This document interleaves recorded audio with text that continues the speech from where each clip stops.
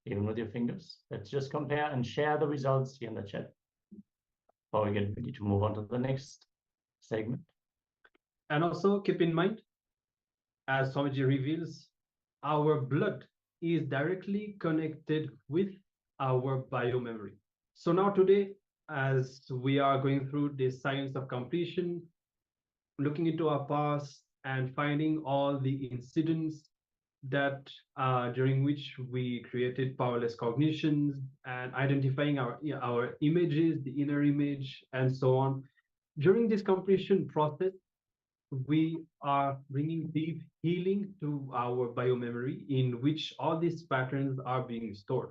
So now doing this power manifestation on our blood will also help us to achieve this healing. And every time we express these powers, we experience the space of oneness with Swamiji. The more we manifest these powers, the more our capacity to come to completion and overcome all these powerless cognitions and incidents is increased. All right. So if you experience any healing or any such thing during this power manifestation, then this is great. You are on the right track. Make sure that you share all of that so that you acknowledge it, and also keep in mind that Swamiji said, whenever you have spiritual experiences, you should always share it and enrich people with it. Otherwise, over time, you will not even remember them. And maybe we can all look and see many experiences that we had. We may not be able to remember right now just because we did not take that step of sharing them the moment we had them. All right? Yeah. The Supreme Pontiff of Hinduism also shared that whenever you achieve mastery in any field, naturally you will want to multiply it. So whenever you have spiritual experiences, when you experience the breakthrough, you should multiply the experience by sharing it with other people, enabling them to entangle with you and have these experiences themselves. That is as simple as rolling the coconut once. If you can demonstrate that to another person, rolling the coconut of their hand, you don't even know what all kinds of karmas can be broken just by them having this experience in this lifetime. Yes, absolutely. So now, if you want to share, you're still on time, and congratulations for all of you. Anyone who has succeeded in changing your pulse, and also for anyone who does not, if you feel that you're not able to see measurable difference, don't worry, that's not a problem.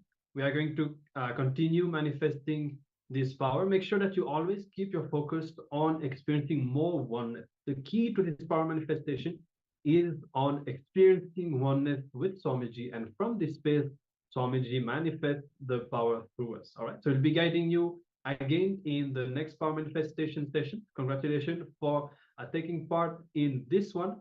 Now we'll be continuing and we'll be resuming our discovery of this deeper science of completion, and as we learn all the different steps in this process of completion, looking into our images, the self-doubt, hatred, denial, and all of that. Our next session now is going to be on the theme, taste the joy of completion.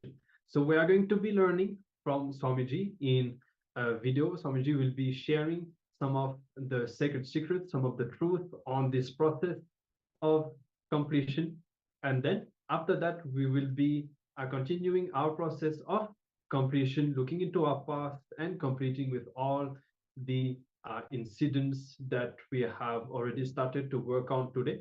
So please come to the space of listening and sit with your head, neck, and spine in a straight line, as we are going to be hearing directly from Swamiji on this theme of tasting the joy of completion.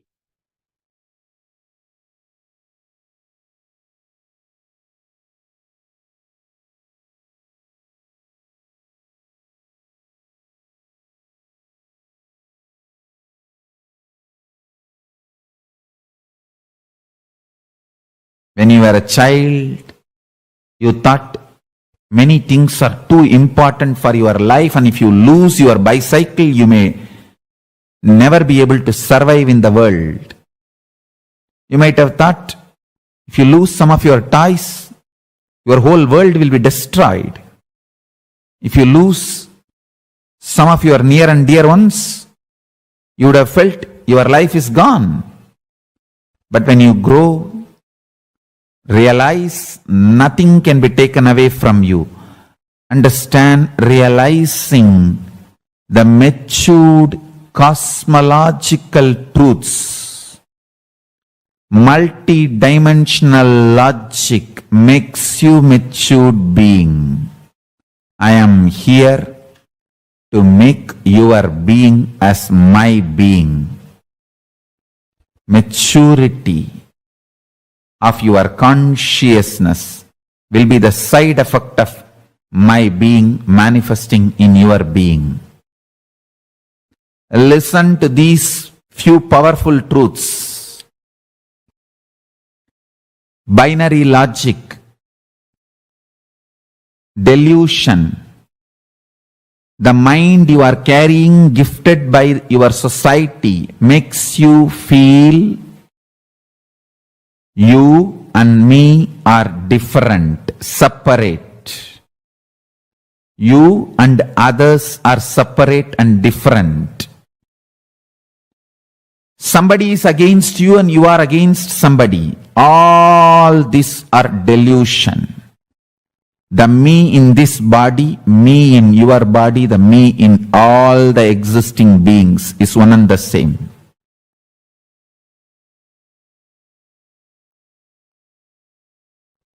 The me in this body is manifesting, now initiating the me in your body. Whatever you feel as me, as you in you, will now start manifesting what I feel as me in me. You will understand in the telescopic or microscopic experience, microcosmic and macrocosmic experience of oneness and infinity is one and the same. Listen, listen, listen. The microscopic level, microcosmic level, you and me are in oneness. In the macrocosmic level, telescopic level, you and me are infinity. Infinity of the ultimate oneness of the source is one and same. All fears are useless. All fears have no value. Pure greed without giving place for fears is okay. It's expansion. Pure greed without giving any respect or place for fear is okay, because it is expansion. By very nature, by my very existence, I go on expanding. Decision to expand, will to expand, manifesting as pure greed without fear is verily myself manifesting in you. Fear and binary logic. It's a false lesson taught to you by society's mind. Societal mind, false logic, binary logic, your root pattern, powerlessness, incompletions, all are one and the same. No one can steal anything from you.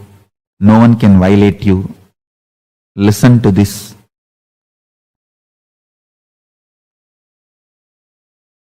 This is the way you are hardwired. Your bioenergy is hardwired. Your DNA is programmed with cosmic truths which I am talking now. Every word I am uttering is reverberating in your DNA. I am not talking to your societal mind. I am talking to your DNA. And I am directly making your DNA manifest these cosmic truths. Whatever I am talking is the existence and truth of the cosmos. I am revealing the truths as it is from the cosmos and cosmic archives, Akashic records. From the cosmic archives, I am revealing the truths as it is. Your DNA carries the whole cosmic records in a microchip form. The whole cosmic record, whole cosmic knowledge, the whole cosmic memory, the whole cosmic programming, the law, software, programming with which the whole cosmos is functioning, the same program is in your DNA. Now I am just awakening it.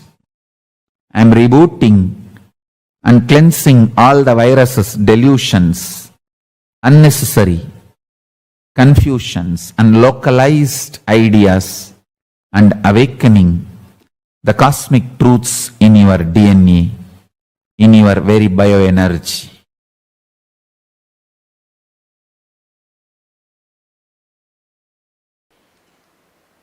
Allowing incompletions to exist is literally declaring you yourself don't want your life in your control. Please understand. Allowing incompletions to exist in you is you declaring that you do not want your life under your control. You say, no, let life happen, whatever. I can't take the responsibility. I can't keep it under my control. No. Listen. Please listen. The utter irresponsibility. Utter irresponsibility. The power of incompletion is such, it dilutes you so much. You literally believe you really can't contain your own life or contain yourself. See, just because you are temporarily upset,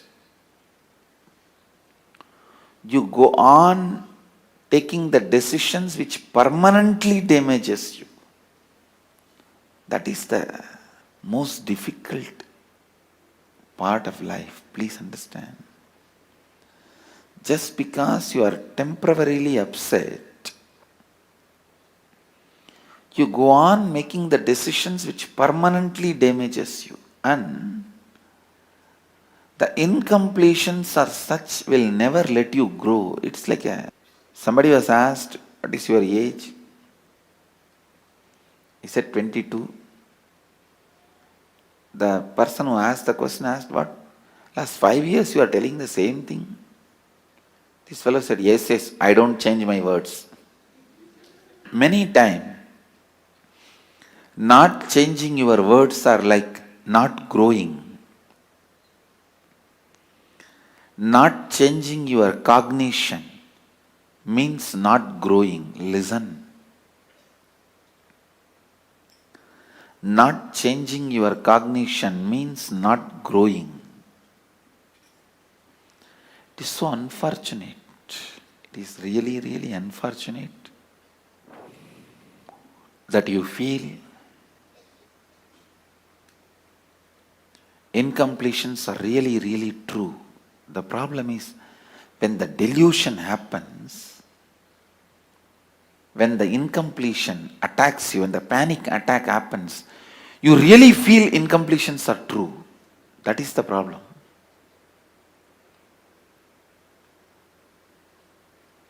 When the dust storm, sandstorm happens, you really feel you can't do anything. You are paralyzed. You are crippled.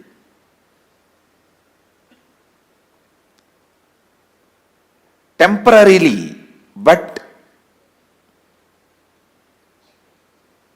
you feel that is eternal. Please understand. Suffering, the quality of suffering is, even if it is temporary, it will give you the experience that is going to be there on you eternally. You won't find the end of the tunnel. You won't find the other side of the tunnel. You will feel, oh, it is going somewhere and gone.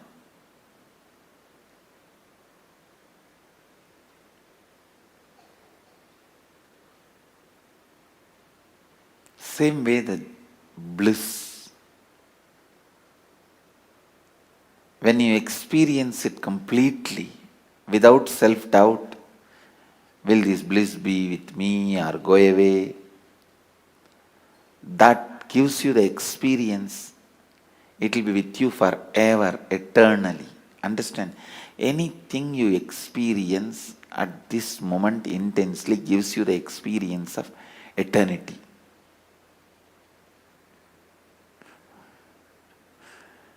Understand?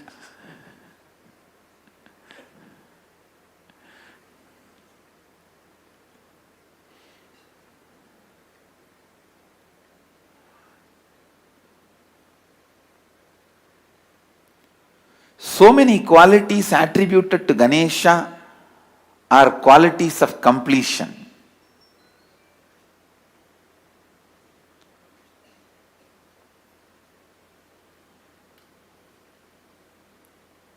These incompletions, they just totally imbalance you.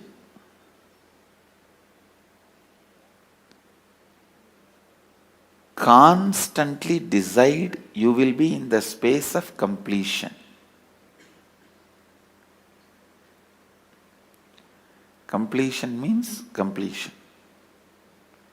No question of powerlessness. No question of powerlessness.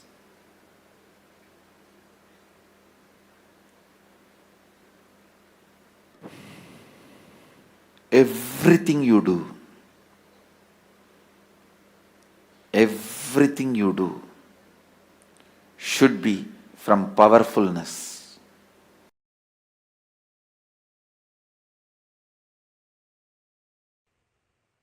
Ramakrishna used to give a beautiful example. A frog which got 1 rupee coin newly wanted to check the power of the money it got. So the elephant was going outside his hole, the frog hole. That fellow came, the frog came out of the house, came out of that frog hole and standing, waving that 1 rupee coin towards the elephant and saying, "Hey, now I become so rich. You are crossing a rich man's house without saluting the rich man." Will that elephant care for anything? He may not even hear the shouting of frog. Even if he hears, he will say, "Hey, keep quiet." And he will walk.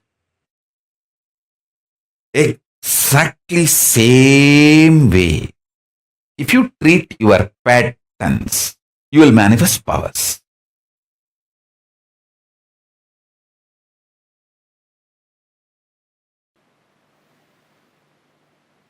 Let's first work on psychologically conquering psychological time. I'll repeat what you have to write. The strong thought currents, powerlessness, incompletions from the past, which is influencing and driving you into your future. those powerlessness moments, why you decided to become wealthy, why you decided to become powerful. If it is out of passion, great, no problem.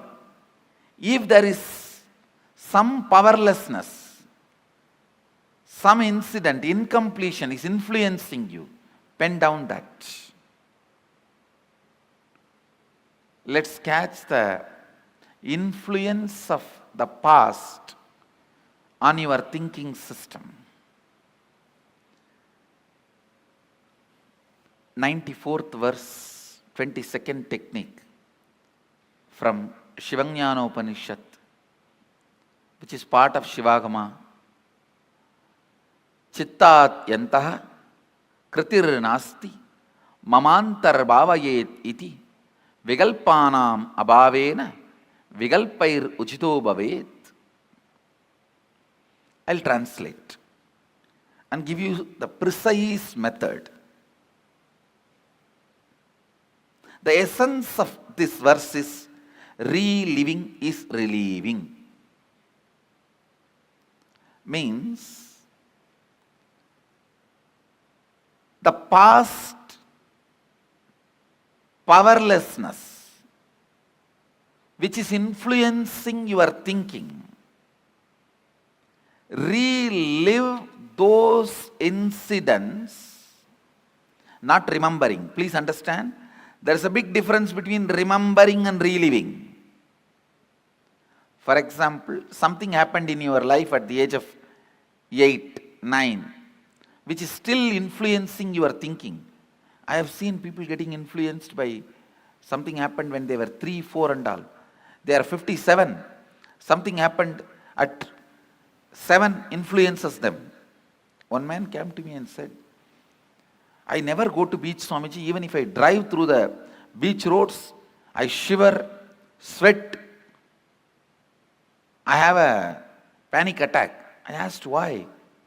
No, at the age of 7, I went for a walk with my father. I saw murder happening in a beach and we ran away from that spot. From that spot till I can't, now I am 57, I can't go to beach. 40 years, the pattern with which he is suffering. Sometimes the past influences you so much. See, carefully listen. You are now 57, something happened at the age of 7.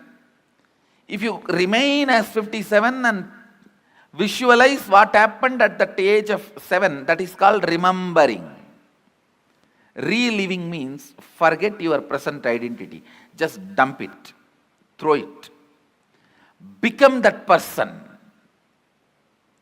At the age of 7, what intelligence you had, how you were, visualize and become that person. Enter into that person's physiological, psychological frame. Take few minutes and meditate on that person. Become that person. Then relive. When you relive,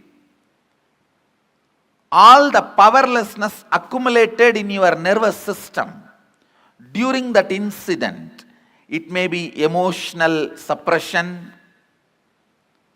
or the identity crisis, various guilt, pain, suffering, it will all just break, collapse and leave your system. Your system will be clean. System will be cleansed. When the effect of your past is reduced on your existence, you will not reproduce it as it is or in an altered way on your future.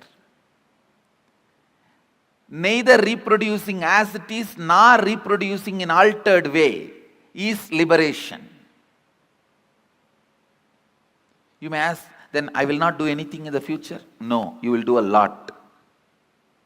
But not as an altered expression of the past, but liberated expression from the past. The liberated expression means even if you make money, you will do it just to enjoy, celebrate. But if you are making money because you have been teased as a poor, because you have been challenged as a poor, because you have an identity crisis as a poor, even if you become rich, you will continue to suffer. I have seen many moneyed poor people. Understand? Paradoxical word. Moneyed poor people. Poor are those who have only money. Uneducated are those who are educated only in schools, especially modern Indian schools. I have to put this on record. Any of you think I'm little intelligent? I tell you, I never went to school properly.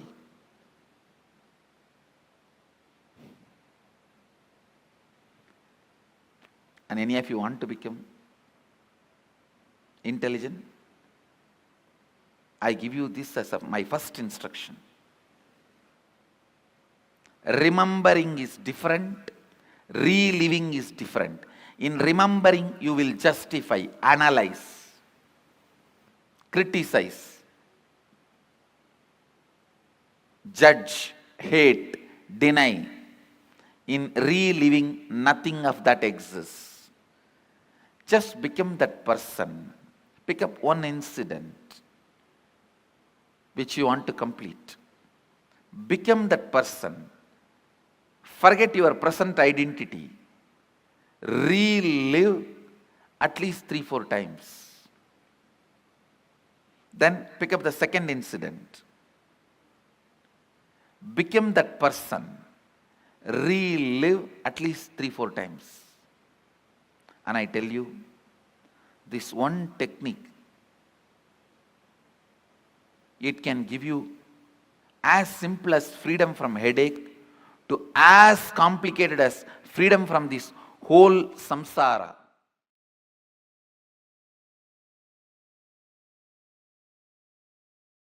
From today, we'll start moving towards completion. The first step you should take, listen. Now you wrote all the incompletions.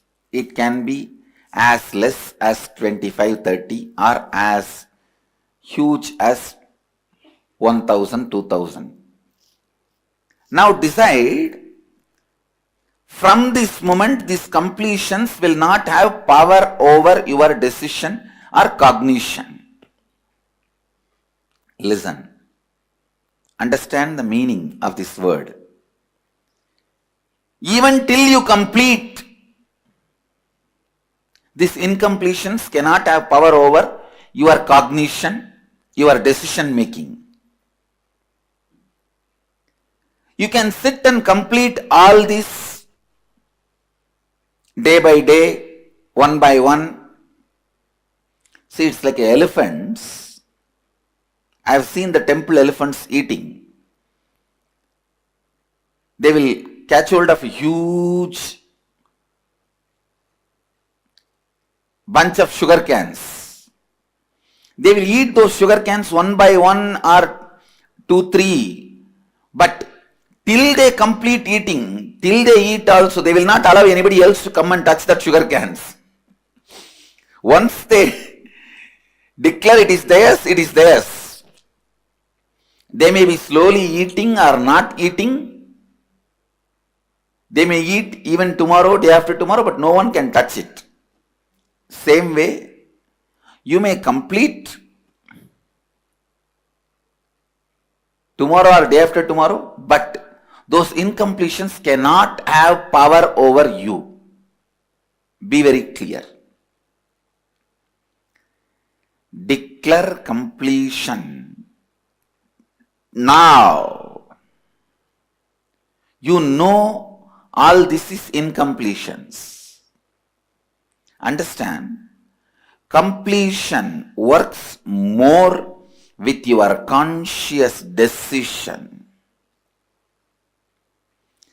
Completion works more with your conscious decision.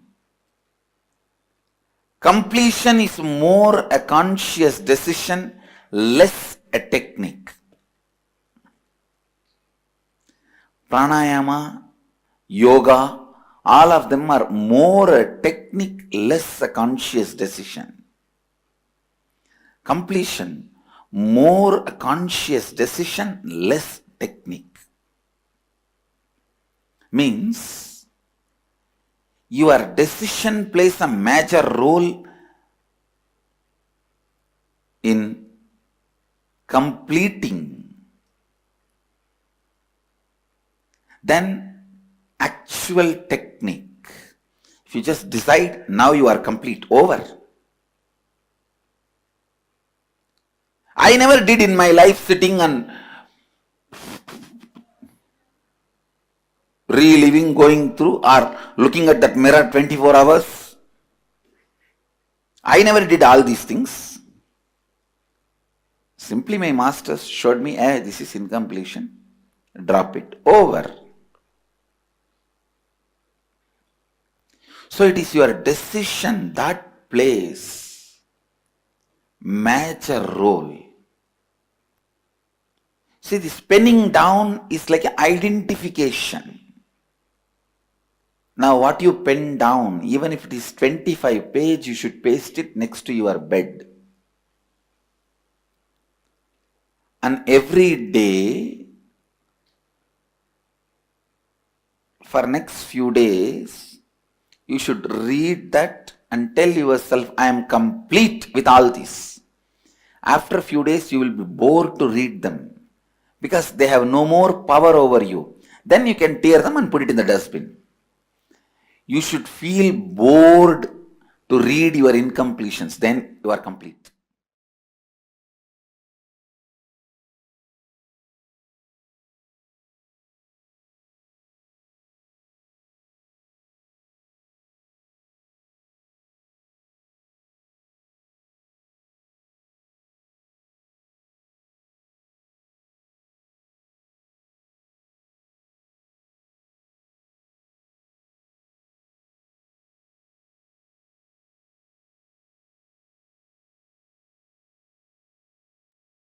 Yes. Now, Swamiji beautifully said, you should feel bored of reading and remembering the incompletion that you wrote. Only then you are complete. So we are going to be continuing our completion process. We have already been through different steps and we have completed in our inner space. We have completed with the mirror. Now we are going to be continuing this completion process that we are focusing on today. And the steps are simple. You are going to pick up the paper that you have already been working on, the incidents that you have written. I hope that by now most of you should have already written all the main, at least the main incidents that you really want to complete with. So here, ideally, we are not working on new situations. Okay, you're gonna pick up the incidents that you have already worked on, unless let's say that something really popped up in your space right now that you feel that you it's really urgent for you to complete with. Otherwise, focus on the same incidents. Just go through them again, read them once, then keep the paper aside, pick up the mirror, and relive at least 3 to 4 times while looking at yourself in the mirror. So just a short reminder, you're holding the mirror, locking your eyes with their reflection in the mirror and visualizing as if the thing, the event, the incident is happening in the mirror. So as if you are looking at a movie in the mirror. Okay. And after that, declare completion. You can declare like this: from now, consciously, I drop all the influences of this incident and the decisions that I made based on this incident. So ultimately, this is the final step that we have to take to complete, is the conscious decision that I am complete. I decide to drop this incident and its impact on my life. Okay, then declare it and move to the second incident. So you're going to be proceeding incident by incident. It's important that you don't try to just read the whole thing and then complete with all the incidents one after another in succession in the mirror. Go one by one. You read, then pick up the mirror, complete, and declare the completion, and then move on to the next incident. Exactly. The goal here is not to finish the list of incidents. The goal is to achieve completion. So be sincere and really feel how your inner space shifts from the first time to the third, fourth, fifth time when you relive it. How is your inner reaction? How do the emotions feel that come up in your inner space? You will see, like Swamiji said, after some time you will be bored even to look at these incidents because they have lost their power over you. So be sincere.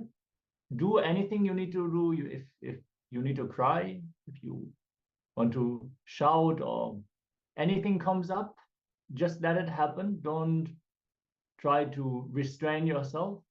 Just let the completion happen. And with this, let us begin. Let's enter into this process.